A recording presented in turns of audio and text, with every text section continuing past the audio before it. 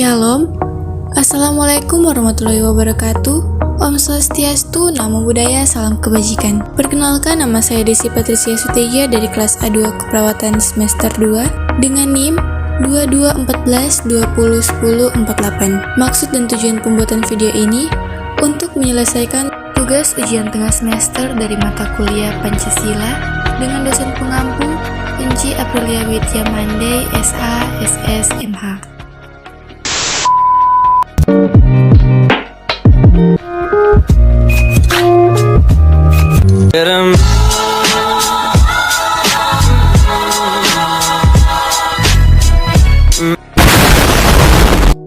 Materi yang akan saya bawakan yaitu mengapa Pancasila menjadi ideologi negara, berkomitmen menjalankan ajaran agama dalam konteks Indonesia yang berdasarkan pada Pancasila dan Undang-Undang Dasar Negara Republik Indonesia tahun 1945, taat beragama dalam kehidupan individu, bermasyarakat, berbangsa, bernegara, dan dalam pengembangan keilmuan serta kehidupan akademik dan profesinya.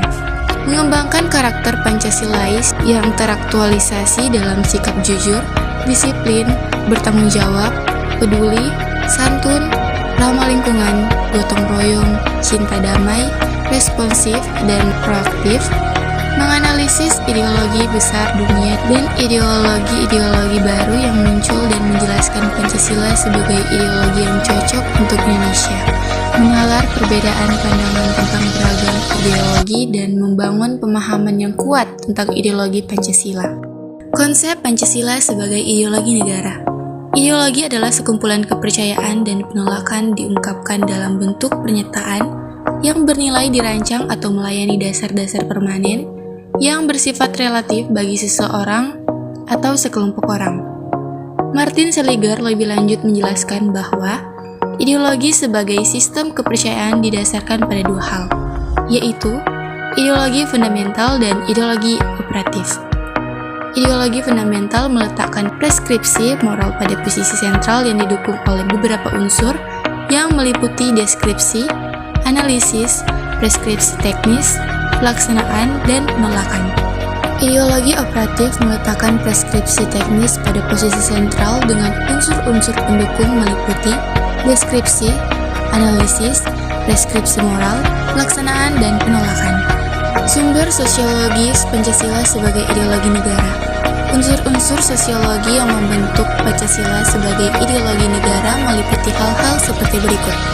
Yang pertama, sila ketuhanan yang Maha Esa dapat ditemukan dalam kehidupan bermasyarakat Indonesia dalam berbagai bentuk kepercayaan dan keyakinan terhadap adanya kekuatan gaib. 2. Sila kemanusiaan yang adil dan beradab dapat ditemukan dalam hal saling menghargai dan menghormati hak-hak orang lain, tidak bersikap sewenang-wenang. 3. Sila persatuan Indonesia dapat ditemukan dalam bentuk solidaritas, rasa setia kawan, rasa cinta tanah air yang berwujud pada mencintai produk dalam negeri. 4. Sila kerakyatan yang dipimpin oleh hikmat kebijaksanaan dalam permusyawaratan perwakilan dapat ditemukan dalam bentuk menghargai pendapat orang lain, semangat musyawarah dalam mengambil keputusan. Dan kelima, sila keadilan sosial bagi seluruh rakyat Indonesia tercermin dalam sikap suka menolong, menjalankan gaya hidup sederhana, tidak menyolok atau berlebihan. Apakah Pancasila penting bagi mahasiswa? Jawabannya, Pancasila sebagai ideologi negara bagi mahasiswa sangat penting untuk memperlihatkan peran ideologi sebagai penuntun moral dalam kehidupan masyarakat, berbangsa dan bernegara, sehingga ancaman berupa penyalahgunaan narkoba, terorisme, dan korupsi dapat dicegah. Di samping itu, Pancasila sebagai ideologi negara yang pada hakikatnya mengandung dimensi realitas, idealitas, dan fleksibilitas yang memuat nilai-nilai dasar, cita-cita, dan keterbukaan sehingga mahasiswa mampu menerima kedudukan Pancasila secara akademis. Dari Pancasila kita belajar bahwa kemajemukan itu adalah wujud kekayaan negara yang bertabur keindahannya. Dari Pancasila kita belajar bahwa setiap warga negara itu harus bangga dengan identitasnya.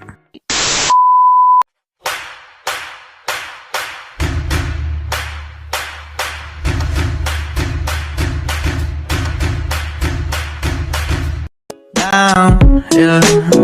Halo teman-teman, masih bingung ingin mendaftar kampus di mana? Mari bergabung bersama kami di Universitas Pembangunan Indonesia Manado. Di Universitas Pembangunan Indonesia Manado memiliki 6 fakultas dan tidak hanya itu, di Universitas Pembangunan Indonesia Manado memiliki dosen dan tenaga kependidikan dengan latar belakang S2 dan S3, lulusan dalam dan luar negeri. Universitas Pembangunan Indonesia Manado memiliki 2 jalur beasiswa. Yang pertama, beasiswa yayasan dan yang kedua, beasiswa KIP kuliah. Oh iya, di Fakultas Keperawatan telah difasilitasi dengan laboratorium keperawatan.